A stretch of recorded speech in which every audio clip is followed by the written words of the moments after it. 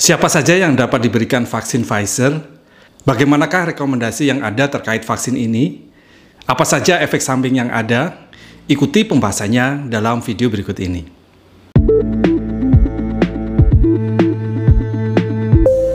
Assalamualaikum warahmatullahi wabarakatuh. Jumpa lagi dengan saya, Dr. Fajar, spesialis penyakit dalam. Kali ini kita akan bahas tentang vaksin Pfizer. Apabila berkenan, silahkan subscribe, like, share, komen, dan jangan lupa nyalakan tanda notifikasi untuk update video berikutnya. Vaksin Pfizer atau Comirnaty adalah vaksin yang digunakan untuk pencegahan COVID-19, diproduksi oleh Pfizer dan BioNTech.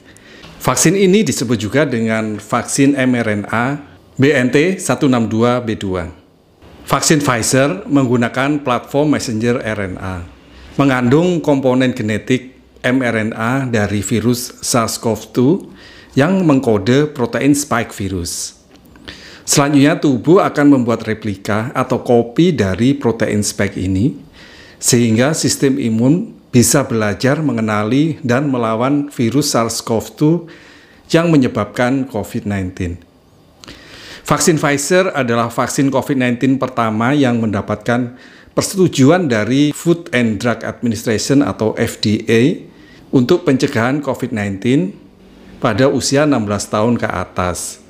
Vaksin ini juga diizinkan dalam Emergency Use Authorization untuk usia 12-15 tahun. Pada tanggal 31 Desember 2020, vaksin ini mendapatkan daftar penggunaan darurat atau Emergency Use Listing dari WHO. Di Indonesia, vaksin ini sudah mengantongi izin penggunaan darurat dari Badan Pengawas Obat dan Makanan atau Badan POM pada tanggal 14 Juli 2021. Dalam memberikan persetujuan EUA ini, Badan POM melakukan pengkajian bersama tim ahli Komite Nasional Penilai Vaksin COVID-19 dan Indonesian Technical Advisory Group on Immunization atau ITAGI terkait dengan keamanan dan efikasi dari vaksin Pfizer ini. Vaksin ini digunakan dengan indikasi pencegahan COVID-19 yang disebabkan oleh SARS-CoV-2 untuk orang usia 12 tahun ke atas. Vaksin ini aman dan dapat diberikan pada ibu hamil maupun ibu menyusui. Tidak perlu menunda kehamilan setelah vaksinasi ataupun menunda vaksinasi karena berencana hamil. Vaksin Pfizer diberikan secara injeksi intramuskular ke otot deltoid atau lengan atas dengan dosis 0,3 cc dengan 2 kali penyuntikan dengan interval 3 minggu. Direkomendasikan agar kedua dosis diberikan dengan jarak waktu 21 hari. Jika dosis kedua sudah diberikan dalam waktu kurang dari 21 hari setelah dosis pertama, tidak perlu diberikan dosis kedua kembali. Jika pemberian dosis kedua tertunda lebih dari 21 hari, dosis kedua tersebut harus diberikan sesegera mungkin sesuai instruksi penggunaan. Pemberian vaksin lain sebaiknya diberi jarak minimal 14 hari selama data tentang pemberian bersama dengan vaksin lain belum tersedia. Penyimpanan vaksin ini dilakukan dalam suhu ultra rendah yaitu minus 90 sampai minus 60 derajat Celcius.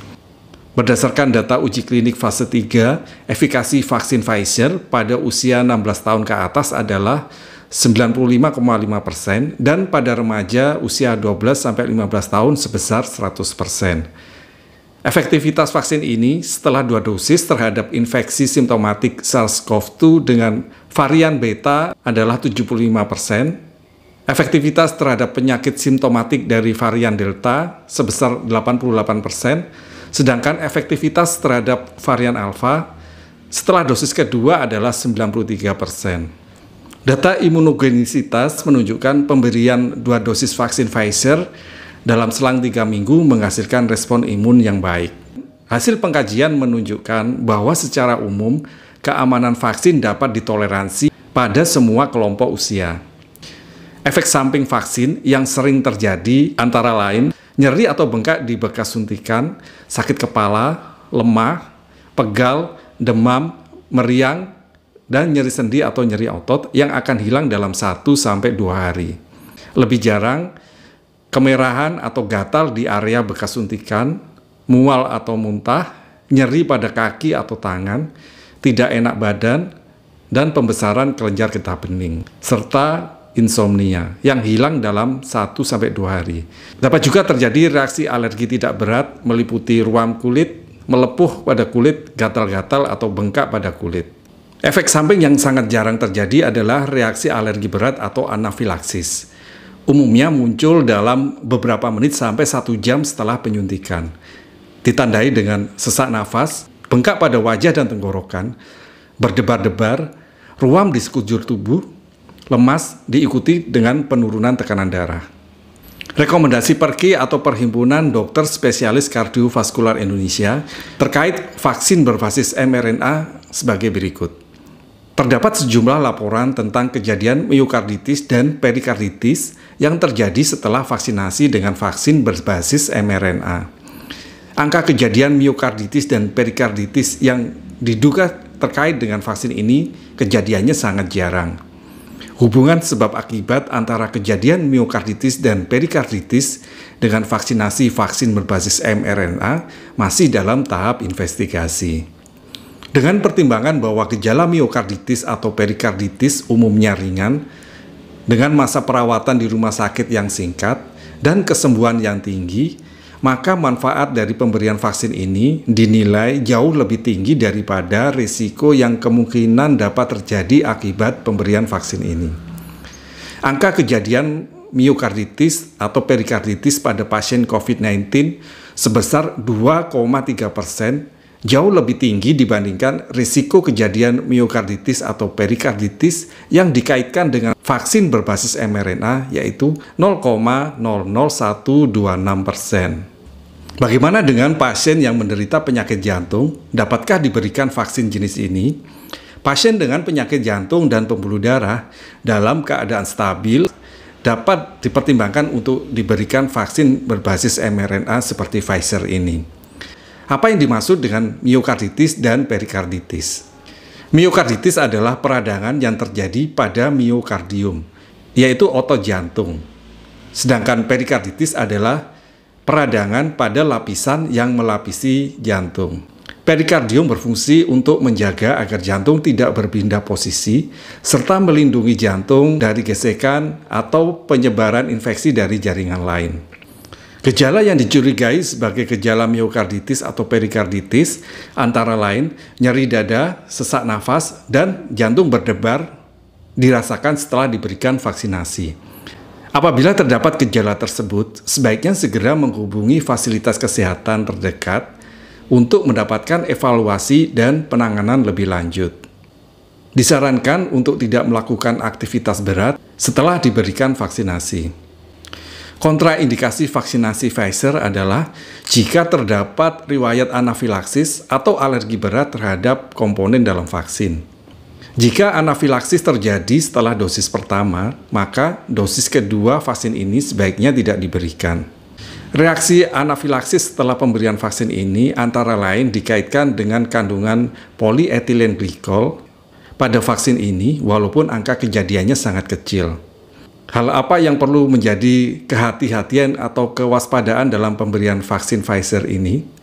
Yang pertama adalah riwayat anafilaksis terhadap vaksin lain maupun terapi injeksi lain bukan merupakan kontraindikasi untuk vaksinasi dengan vaksin ini.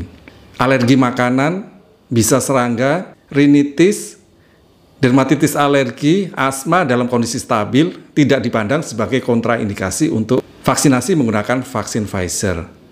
Tutup ampul dari vaksin tidak terbuat dari lateks karet alami dan tidak ada kontraindikasi atau kewaspadaan untuk vaksinasi bagi orang dengan alergi lateks.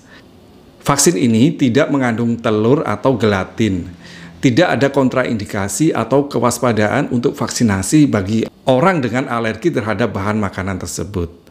Sekarang kita bahas vaksinasi vaksin Pfizer pada populasi khusus. Yang pertama adalah pada lansia dan individu dengan komorbid. Lansia dan individu dengan komorbid apabila terkena infeksi COVID-19 mempunyai resiko keparahan dan kematian yang lebih tinggi. Efek samping vaksin yang berat pada kelompok lansia dan komorbid diketahui sangat jarang terjadi. Karena pertimbangan efek proteksi yang lebih besar dibandingkan risiko keparahan dan kematian akibat infeksi COVID-19 ini, maka pada lansia dan komorbid lebih disarankan untuk mendapatkan vaksinasi termasuk dengan menggunakan vaksin Pfizer ini. Rekomendasi PABDI atau Perhimpunan Dokter Spesialis Penyakit Dalam Indonesia terkait pemberian vaksin Pfizer ini secara umum sama seperti rekomendasi PABDI pada vaksin-vaksin yang lain. Bagaimana dengan pemberian vaksin ini pada ibu hamil dan menyusui? Data yang ada menunjukkan bahwa ibu hamil yang mengalami COVID-19 lebih beresiko mengalami penyakit yang berat. COVID-19 semasa kehamilan juga dikaitkan dengan peningkatan risiko kelahiran prematur dan kebutuhan perawatan intensif neonatus untuk bayi baru lahir. Ibu hamil yang berusia lebih dari 35 tahun atau memiliki indeks massa tubuh yang tinggi atau obesitas atau memiliki komorbiditas seperti diabetes atau hipertensi lebih berisiko mengalami gangguan kesehatan serius akibat COVID-19. Studi toksisitas perkembangan dan reproduktif pada binatang atau Animal Developmental and Reproductive Toxicity atau DERT yang telah selesai dijalankan tidak menunjukkan efek merugikan dari vaksin ini selama kehamilan. Studi observasi pada kurang lebih 35.000 ibu hamil di Amerika yang mendapatkan vaksinasi Pfizer.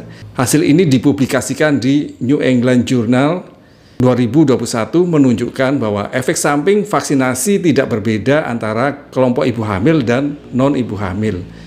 30% vaksinasi dilakukan pada trimester pertama dan 70% dilakukan pada trimester kedua dan ketiga. Hasil penelitian ini menunjukkan bahwa tidak ada perbedaan kejadian abortus, kematian janin intrauterin, persalinan prematur, bayi berat lahir rendah, dan kematian neonatal antara kelompok yang mendapatkan vaksinasi dibandingkan kelompok yang tidak mendapatkan vaksinasi. Berdasarkan data tersebut, vaksin ini boleh diberikan pada ibu hamil secara umum aman dan telah disetujui oleh WHO. Menyusui memberikan manfaat kesehatan yang besar bagi ibu menyusui dan anak yang mereka susui. Vaksin Pfizer bukan merupakan vaksin virus hidup, dan mRNA tidak memasuki nukleosel atau inti sel dan terdegradasi dengan cepat. Secara biologis dan klinis, vaksin ini tidak memberikan risiko bagi anak yang menyusui. Atas dasar pertimbangan ini, WHO merekomendasikan penggunaan vaksin ini pada ibu menyusui dan tidak merekomendasikan penghentian menyusui setelah vaksinasi. Bagaimana vaksinasi pada orang dengan HIV? Orang dengan HIV dapat memiliki risiko lebih tinggi untuk COVID-19 yang berat. Orang yang positif HIV yang terkendali baik dengan terapi antivirus merupakan kelompok yang direkomendasikan untuk mendapatkan vaksinasi. Bagaimana vaksinasi pada individu dengan gangguan sistem imun? Orang dengan imunodefisiensi lebih berisiko mengalami COVID-19 berat. Vaksin ini diketahui bukan merupakan vaksin hidup. Orang dengan imunodefisiensi dapat direkomendasikan untuk diberikan vaksinasi. Apa yang perlu dilakukan bila terjadi reaksi atau efek samping setelah vaksinasi? Jika terjadi reaksi seperti nyeri, bengkak, atau kemerahan di tempat suntikan, dapat diberikan kompres dengan air dingin pada lokasi tersebut. Jika terjadi demam, dapat diberikan kompres dengan air hangat atau mandi dengan air hangat, atau dapat dilakukan perbanyak minum air putih dan istirahat yang cukup. Jika keluhan menetap, apabila diperlukan, dapat diberikan obat pereda nyeri atau penurun panas seperti paracetamol sesuai dosis yang dianjurkan. Tidak disarankan untuk mengkonsumsi obat pereda nyeri atau penurun panas sebelum vaksinasi dilakukan, karena dikhawatirkan akan mempengaruhi efektivitas pembentukan respon imun setelah vaksinasi. Disarankan untuk tidak melakukan aktivitas berat setelah vaksinasi. Demikian pembahasan kita kali ini, semoga memberikan kemanfaatan. Apabila berkenan, silakan subscribe, like, share, komen, dan jangan lupa nyalakan tanda notifikasi untuk update video-video berikutnya. Wassalamualaikum warahmatullahi wabarakatuh.